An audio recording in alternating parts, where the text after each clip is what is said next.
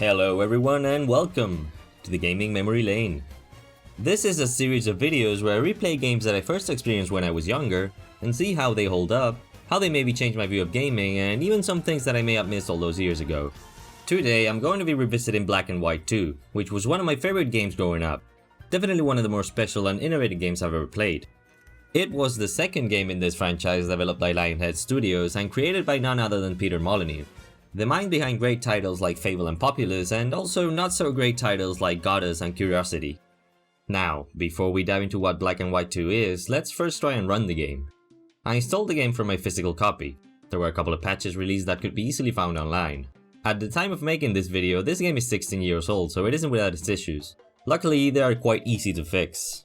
Most parts of the game will obviously run at very high FPS, even on max settings, thanks to, well, the passage of time and the advancement of computer technology. That is, most aspects of the game.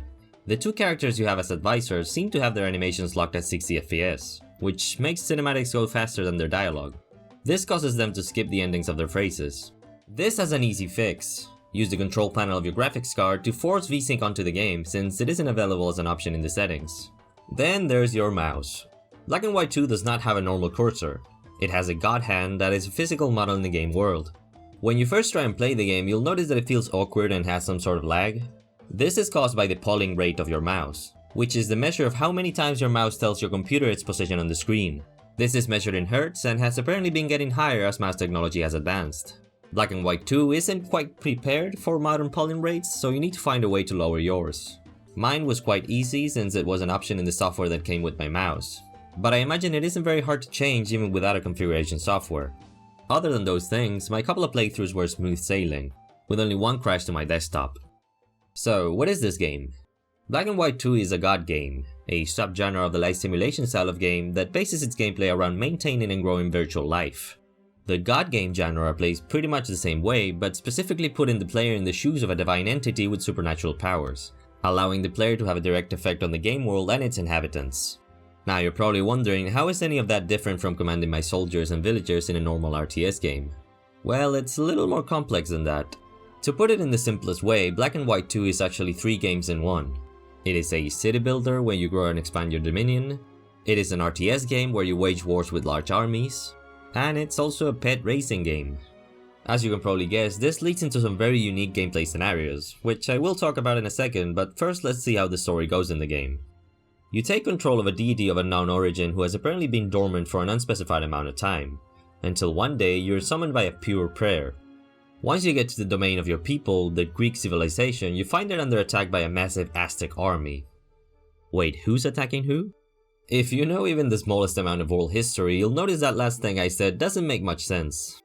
The inhabitants of Black and White 2 are based around and named after real-life human cultures, but live in a series of islands interconnected by magical portals. Somewhat similar to what happens in For Honor, but without the cataclysm that explains it all. Anyway, your civilization's domain is decimated, but you manage to save a handful of people and lead them somewhere more peaceful to try and rebuild. This is where the game starts proper. It's the classic video game story of rising from the ashes and facing your enemies. The story itself isn't anything to write home about. It starts, continues, and ends pretty much the way you expected, with little surprises along the way. What does bear mentioning is how the setting successfully blends charismatic characters and goofy side stories with more serious things like war crimes, mass murder, and even animal cruelty.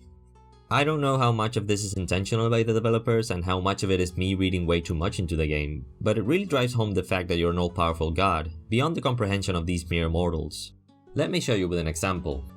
You can pick up things and move them around the game world, even throw them.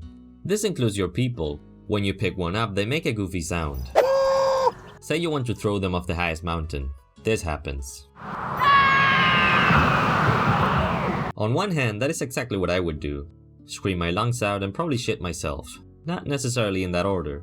You can do this as much as you want, with as many people as you want.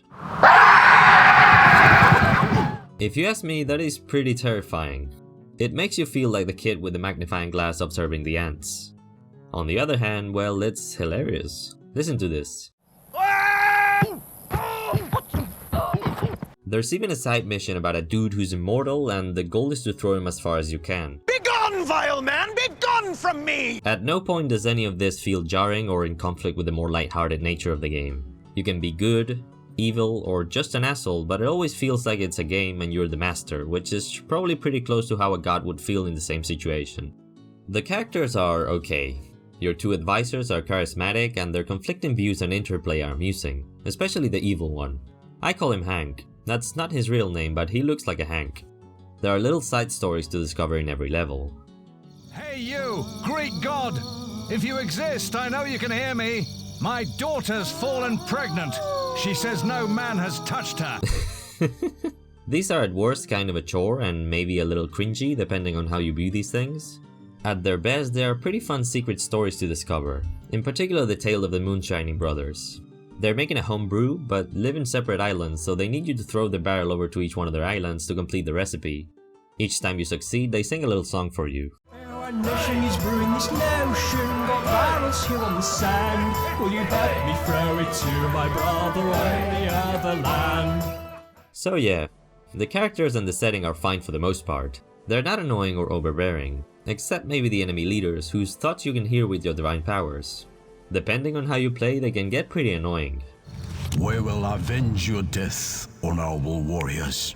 He will say that every time you kill one of their squads. He sends a squad to your base roughly every couple of minutes. But aside from that, it's all pretty nice and charming, or at the very least trying to be. Let's look at the presentation. 16 years ago when I first played this game, my computer had an Nvidia 6600 GT graphics card. This bad boy had a whopping 128 megabytes of video memory. And I can't remember the other components that made up my PC, but I do recall the graphics card being the fancier thing I had installed. What all that means basically is that I was never able to see this game on its max settings running smoothly. Now that I can, I'm surprised at how well it holds up. The environments in particular can be pretty stunning, and the game never struggled to show them to me. You can zoom in and out to very high extremes, and not a single FPS drops in the transition. I really like the soundtrack, in particular one of the sad themes that plays after a tragedy.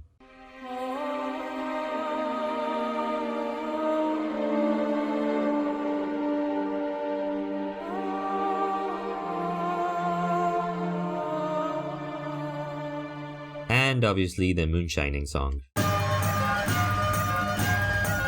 The visual differences between each civilization are also really well made. Each culture has its own architectural style that makes cities very distinct from each other, but every building's function is easily recognizable. It's also very cool how your actions change the environment of each level. As you can probably guess by the extremely subtle visual design of your advisors, your actions are divided into good or evil. You start the game as neutral, and as you go along and complete levels in different ways, your alignment moves one way or the other. When you lean to any of the two extremes, your domain will visually change to show this. If you're a good god, your cities will have fountains everywhere, green grass with flowers growing between buildings. You zoom in and you can hear the people talking, working, laughing, just going about their lives. Overall, everything is bright, colorful, and happy. With an evil alignment, everything looks like shit. Where there were fountains, now there's torches. Buildings are darker and have vines and crap growing on them. When you zoom in, you hear deceased people coughing and quiet sobs like there's a witch around the corner. The ground is dark and with bits of lava and shit between the rocks. That's only the basic gist of it. There's a ton of little visual details that change with the player's actions. But being good or evil carries more than just visual changes in the game. It also offers very different playstyles. I think the best way to go about the gameplay section is to break down each one of my two playthroughs separately. Let's start with the good one.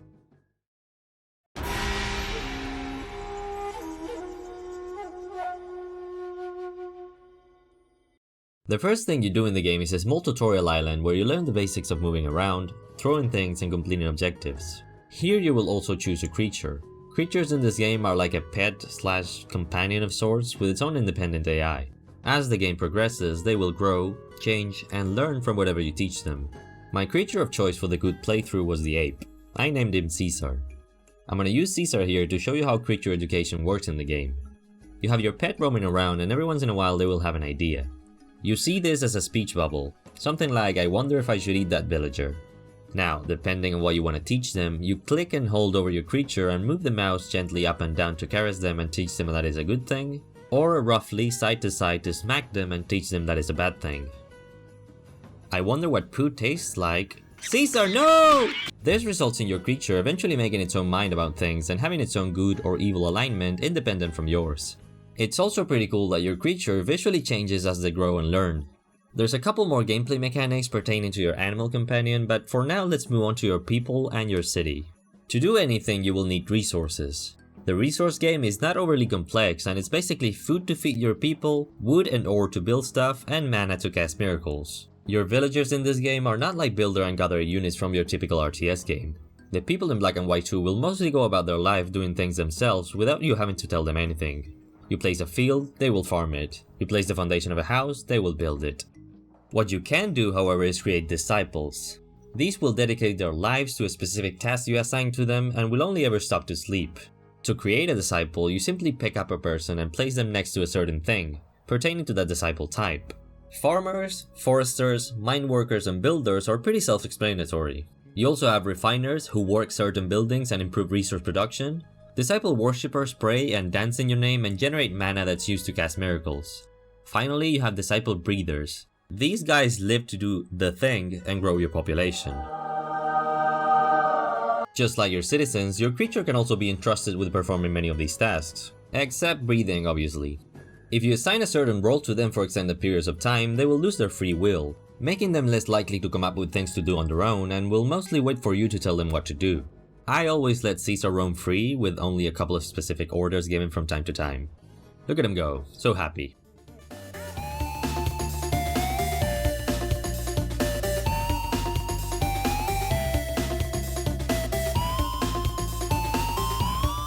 There's a little bit of strategy with the way disciples work in the game.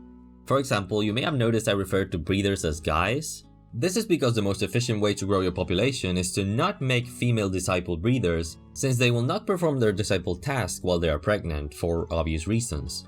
Once they pop the child out, and yes, that is literally what they do, they will return to looking for men to do the thing. In contrast to that, it's best to have every other kind of disciple be female, in case you need soldiers. Armies in this game are created by drafting your adult male population, and men who are disciples will not join your militia. However, you're not supposed to win by waging war as a good god. How do you win? With the power of impressiveness. Every building in the game has a base impressiveness value that, once built, will be added to the total impressiveness of your city.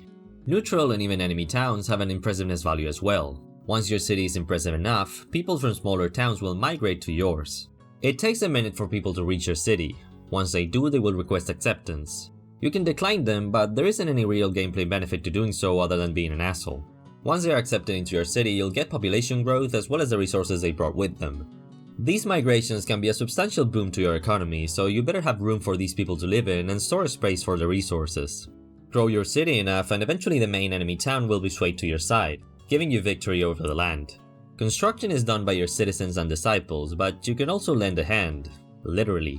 Before they begin construction, your people will go up to the nearest storehouse, grab the materials needed and bring them to the construction site. You can speed this up yourself. Grab a tree and place it on a foundation to create a neat pile of planks for people to use. You can take this a step further and click and hold over the foundation with the resources in hand. This is God building. It is exponentially faster than citizen and disciple building, but some resources are wasted in the process. The most efficient way to increase impressiveness is to build a variety of several kinds of buildings. Too many buildings of a single type in an area will actually lower your overall impressiveness, so unlike real-life city planning, you're discouraged from creating suburbs and slums. How you go about getting plans for new buildings is through the tribute system. Completing objectives and side missions reward you with tribute that you can then spend to purchase new buildings, skills for your creature, and miracles among other things. Let's talk about the miracles. One of the buildings available for construction is the altar. Once finished, it will allow you to create disciple worshippers that generate mana. There's 6 miracles, 3 good and 3 evil. These can be purchased with tribute and can be game changers if used correctly. They are pretty straightforward and easy to use. Water, fire, meteor bombardment. You're probably wondering what's stopping you from simply calling divine artillery strikes all over the enemy city. Well, you're limited by your zone of influence. This green ring you see around your city represents the area of the land in which people believe in you. You're free to roam around the entire map, you just can't influence anything outside the ring. You can throw things, however. It can be very amusing. Look at that town. It's not dissimilar from ours. Well, for starters, they have less houses than we do. The fact that you're a benevolent god and are not interested in war does not mean the enemy will not try to attack you. The more advanced the level, the more dangerous these attacks become. It starts with small squads of soldiers, but they will soon start bringing siege equipment and sometimes a creature of their own. You have a couple of options to tackle these threats without the use of armies. First, there's your creature. It's a giant ape, so it's not a stretch to assume that it will be good at crushing tiny soldiers. They are also a great source of protein. Creature-on-creature fights are influenced by the type of creature you have and how much training they receive. For example, the cow isn't necessarily great at fights, however you can have it eat nothing but grain and weightlift things to get jacked and improve its odds. Then there's just opening your gates. It sounds counterintuitive to let enemies into your city willingly, but this also lets them into your influence ring where you have some more options. Have a rock? Drop a rock. Have a fireball? Drop a fireball. There's even an upgrade that allows you to manifest your hand and influence the terrain. This allows you to slap things around. That's the basics of a good playthrough. Build a large, impressive city and defend it long enough for it to impress your foes and sway them to your side. You can win the whole game this way, even against the Aztecs. It's not an overly complex or hard game, which I found very soothing actually. The good playthrough is a very relaxing and rewarding time. I would sometimes get back into the game to get footage of something specific, and end up playing for an hour by accident. I also found that it makes for a great podcast/audiobook game combo if you're into that. Anyway.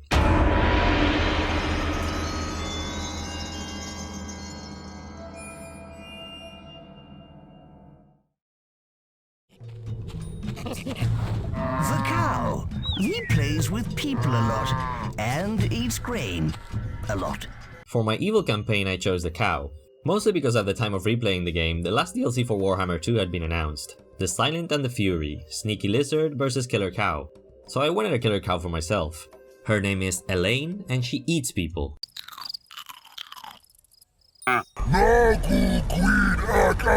How you go about conquering lands as an evil god carries some drastic gameplay changes, particularly regarding your city and its inhabitants. Remember constructing visually distinct districts?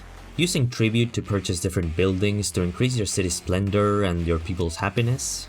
Creating a utopian society where everyone works for the benefit of the greater good, while being protected from threats by an all-powerful, omniscient and benevolent being? Fuck all that.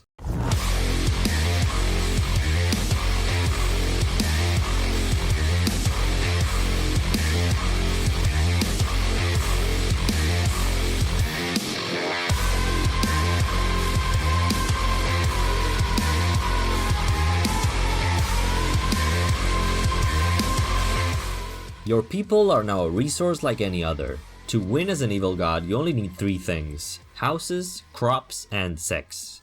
Use your tribute to purchase hovels. Villas, manors, and mansions are expensive and contribute nothing to the never-ending slaughter. Matter of fact, take it a step further with skyscrapers and cram your people into tiny vertical spaces so you can have more warriors per square meter of city. By the way, I found it hilarious how your people dislike skyscrapers and overall they lower your town's happiness. These are some exquisite people. That penthouse up there, overlooking half the city and the coastline, that's prime real estate, guys. Stop being so picky. So yeah, as long as people are fed and have somewhere to live, they will do the thing and grow your population. You will need lots of fertile lands and storage space to wage war efficiently, because if a normal citizen eats bread, a soldier eats hella bread. Armies eat double the rations, so you will need lots of space to grow crops and lots of disciple farmers. This is mostly why you can't be bothered with different kinds of buildings, you just lack the space to construct them. At most, you should maybe build a couple of nurseries, since these will encourage your people to have children, which means more meat for the meat grinder. Actually, now that I think of it, you could also build universities. Then when people want to study there, you force them to get into debt to pay tuition, and then offer them a way to pay off that debt by serving in the army. And then... Actually, you know what? I think that's too evil even for the evil playthrough. Platoons of soldiers can capture towns. Unlike persuading the population of a town, capturing it gives you another ring of influence pertaining to that area. You can then build up your town and grow its population to get even more warriors for your cause. Another thing you can do is capture a town that's near your enemy's main city and then bombard the thing with miracles. You want something even more devastating? Build a wonder. Once finished, a wonder will give you a ton of impressiveness, but the real incentive is the wonder's ultimate miracle. A wonder can have disciple worshippers praying and dancing just like the altar, but instead of generating mana, this will charge the wonder. There's 4 wonders, with the siren being the only non-destructive one. With her dance and song, the siren brainwashes all who witnessed her into joining your side. Strangely, this is considered a good alignment thing.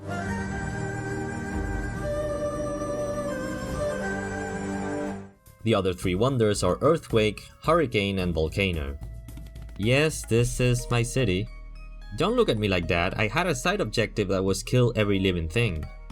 While the aggressive evil style playthrough is a bit more complex than the defensive good one, the biggest hassle of this style of play is actually to remain evil. If you want to get 100% evil and all the changes that come with it, you'll need to do a bit more than just wage war, since there's a couple of strange design choices regarding the karma system. For example, the miracles of water and heal are always considered a good thing, but that doesn't mean they're not very useful to an evil god.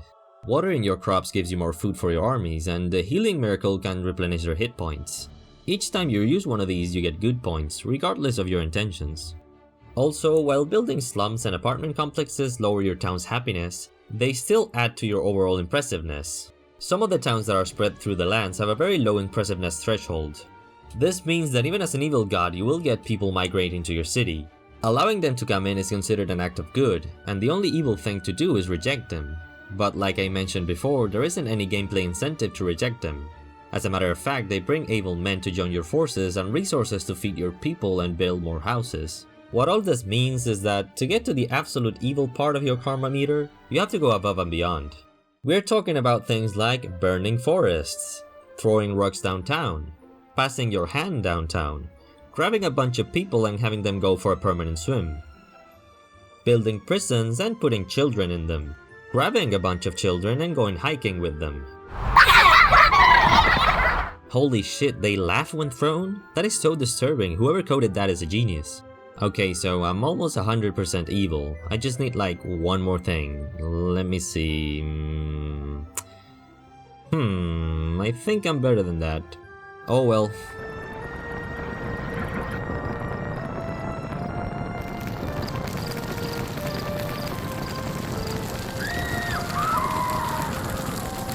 That's the basic gist of the game. Wanna be good? Persuade. Wanna be bad? Conquer. You can go everywhere in between as well. I just took the extremes because I didn't remember doing it the first time. But you can be a neutral god as well and still get through the game easily. This was a pretty ambitious game, and like with all ambitious games, there are a couple of issues. As you can probably expect, with this game being sort of an amalgamation of genres like I explained in the beginning, some individual parts can feel pretty bare bones. For example, combat between your units might look like a Total War wannabe, but it has much less depth to its mechanics. The only real deciding factors in fights are numbers, experience, and elevation. This is of course in theory. In practice, having more men always triumphs. There's also no real variety in the units. You can have warriors and archers, and that's it. You can also build siege engines, but it's sort of redundant since your creature can act as a pretty good battering ram with some practice. Soldiers can also be very janky and are often the victims of some nasty movement and pathfinding errors. There is one last thing which is pretty important, but I'm not entirely sure if it's an issue or an intentional choice. Happiness doesn't matter. At all. It is strange since your town center has statues that represent your people's desires, yet fulfilling these comes with no reward, nor is there any penalty for ignoring them. As I mentioned before, your city can look like this, and as long as it is impressive enough, people will come. It could at least have an effect on the migration aspect of the game. Like, imagine you grew up hearing about how beautiful Paris or London are, but then you meet people that live there and you hear that everything's miserable and everything sucks. You wouldn't exactly move there, right?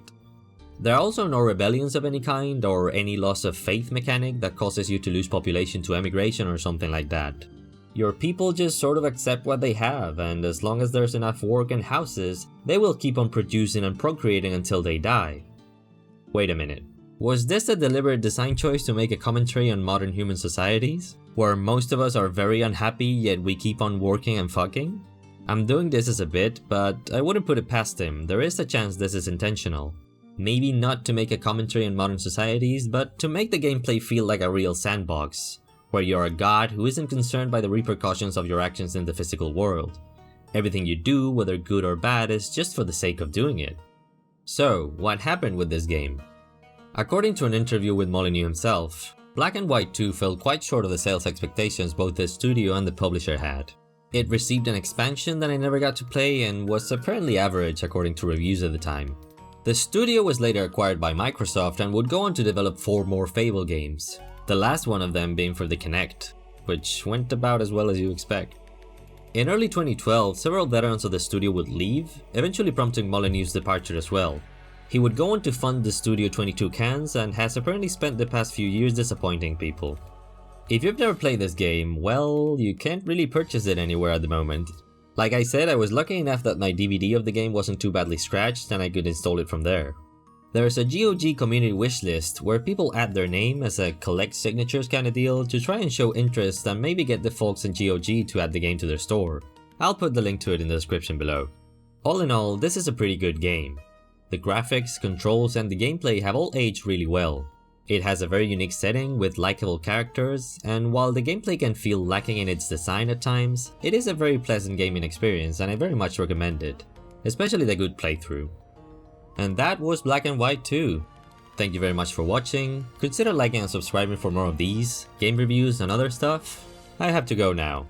Caesar is shitting in the middle of town again.